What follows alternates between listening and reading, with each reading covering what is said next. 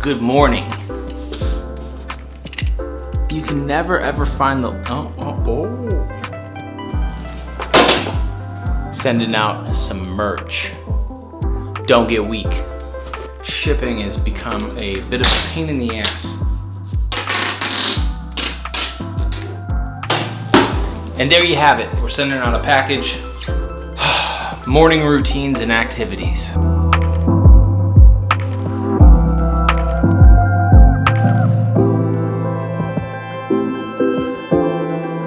Sending out packages, part of the morning routine. It's gotta get done. People buy a hat or a shirt or whatever, you gotta send it out. Got no other option. It takes up a little bit of time, but it's always really well worth it when other people, send you a photo of them wearing your gear. I love it. All right, so I just started my day. I've sent out a package. I've made 2 cups of coffee. I have made a couple of calls, returned a couple of emails, kind of ate a really half-assed breakfast, but that is not the reason why I'm shooting this video. I'm shooting this video to give you a little idea of what it is that a guy like myself does all day. Being a salesperson means that you're always up to something salesy. You're always up to trying to figure out how you're gonna accomplish a task and get an end result or get a deal or even just get an email back. See, there's different levels of things that you want to get out of the sales game. And no doubt, one of those things that you want to get out of the sales game is to get a deal. But there's a process in place of a bunch of things that have to happen and things that you need to do in order to get a deal so that you can get paid. So what I want to do on this video today is I want to give you some tips and some ideas and some things that you can kind of start wrapping your head around throughout your sales day so that you can get more out of it. I see way too many people getting bummed out on a daily basis because they didn't close a deal or they, didn't do something. Look, if you scheduled appointments or if you've got somebody to open up your email, congratulations! If you can somehow figure out a way to become as excited or entertained or thrilled about somebody opening up your email, calling you back, or agreeing to schedule an appointment with you as you get excited about closing a deal, then this whole sales thing, it just starts becoming a lot of fun. So my idea of a good time is to show you guys a couple of the things that I do on a daily basis to stay excited, to stay motivated. Because as you'll see, I don't have any coworkers. I don't have a boss. I do not have a manager. I have nobody telling me to pick up the phone. Don't record a video. No, you can't go to the bathroom right now. All I got is me, my internet connection, my phone, a couple of phones, and the will to win. Let me show you a couple of tips on how you can enjoy your sales day. No, seriously, come on. I don't have a cameraman yet, so. All right, so the first thing that you're gonna do, if you're anything like me, I like to listen to music while I'm making calls, doing emails, like it's a necessity. So open up a web browser, I like Google Chrome, and go to this website right here called radiodance.com. If you like EDM, dance music, whatever, you gotta hit this. Go to the Listen Now button, scroll down, hit the HTML5 pop-up thing. Boom!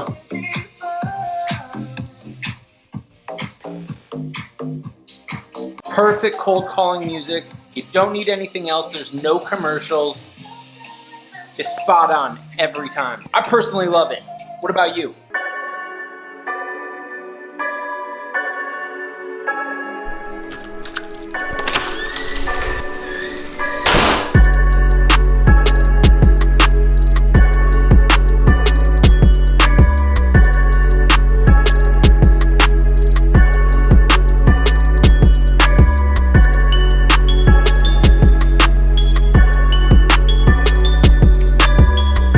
Start closely analyzing where you really want to park. In between these trucks, but like that guy's got stuff everywhere. Where on earth am I gonna park?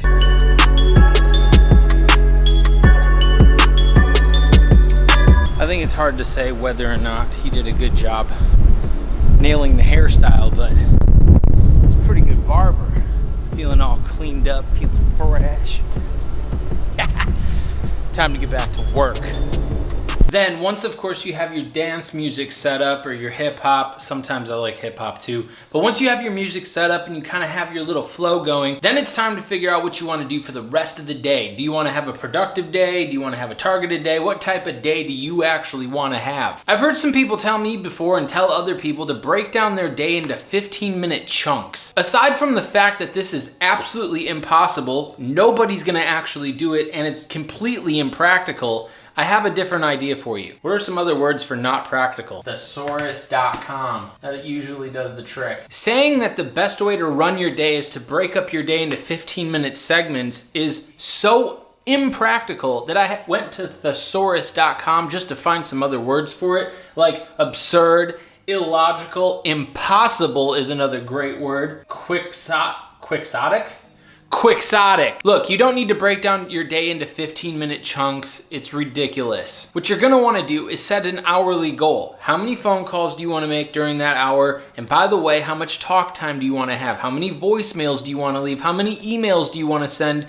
What is your actual output target for that 1 hour? Me personally, I go 50 minutes max because I know I'm gonna spend 10 minutes on Instagram or Facebook or comment on somebody else's thing or reply to a text message. I already know what's gonna happen, so I work in 50-minute chunks. If you're about being productive and practical, I recommend you do the same.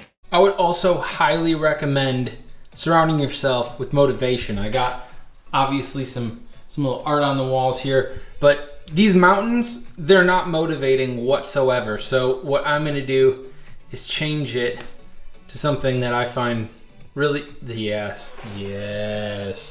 That is much more motivational to look at throughout the day. Also, you can go and step outside. Whenever I need motivation, I just get off my balcony. That bow right there is goals.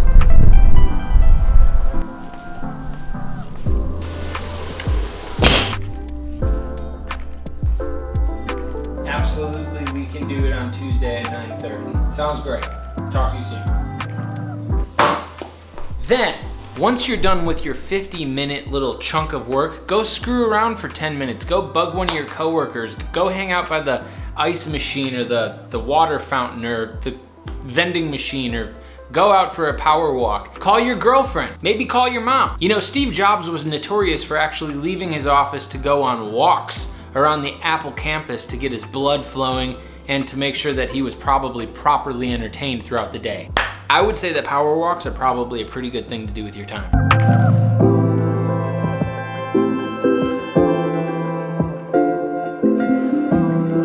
The next thing that you're gonna wanna do, whether you're door knocking, whether you're on the phones, is you're gonna wanna set 2 different power hours. Now, I know by now you're probably pretty familiar with the term power hour. It's where your whole office works as hard as they can, but for some reason it never really works out. I'm talking about 2 personal power hours where you turn off your phone, you literally go into a corner, go sit under your desk and literally plug away hardcore, go ham for 60 minutes straight on your own. No text messages, no notifications, no meetings, no coffee breaks, no bathroom breaks, no monkey business whatsoever. You're literally gonna be going high intensity, full focus, full bore for 1 hour, twice a day. If you're gonna do this, I would recommend a late morning, 10, 11 o'clock type power hour, and then a mid-afternoon, 2, 3, maybe 4 o'clock power hour for yourself. Some of the best deals, some of the best contacts, some of the best appointments, some of the best phone calls I've ever done are during those mini power hours for me. I hope they work for you. Okay, I just thought of a big one, right? You're making calls all day, you're knocking on doors or whatever. One of the most biggest pains in the ass of being a salesperson is just leaving a ton of voicemails. If you want to try an alternative route that's not social media because you want to keep your stuff private for some reason, or you just don't know how to use social media. Are there people out there that don't know how to use social media? Either way, you're probably gonna wanna get good at email. Now, one of the biggest questions that I always had when I was trying to figure out the email game is, what on earth do I put in the subject line? It just so happens I have a couple of ideas for you. Okay, for instance, you are typing up an email. Obviously, you got your two, whatever, you fill that out. 2 tips for you are right here. Tip number 1 is if you're gonna call somebody and you leave them a voicemail, just make voicemail in lower caps your subject line. Tip number 2 for subject line on email game is start off your subject line with the RE colon. If you start off an email in the subject line with RE colon, it's gonna pretty much look like you're responding to an email that originated from the person that you're trying to actually get to respond back to you, if that makes any sense at all. I've personally experienced massive open results using the voicemail template and the RE colon template, and I wanted to pass it on to you. I hope it helps you guys big time for those of you out there grinding, sending emails.